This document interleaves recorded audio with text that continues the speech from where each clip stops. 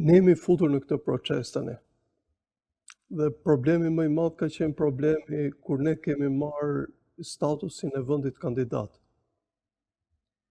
Problemi i madh është të themi pjesa e protagonizmit që ne që e mban zoti Rama dhe të themi ajo pjesë kritike që bëhet nga pjesa tjetër, nga opozita. Pse e them këtë? Sepse qoftë nga maggjoranca, qoftë nga opozita, duket që janë jo shumë të qarta për detyrat që ata kanë për integrimin e vendit. Por kuptohet ata kaluan një cak të përbashkët sepse miratuan rezolutën që në një farë mënyrë i obligon të dyja partitë të krijojnë lirshmëritë në parlament.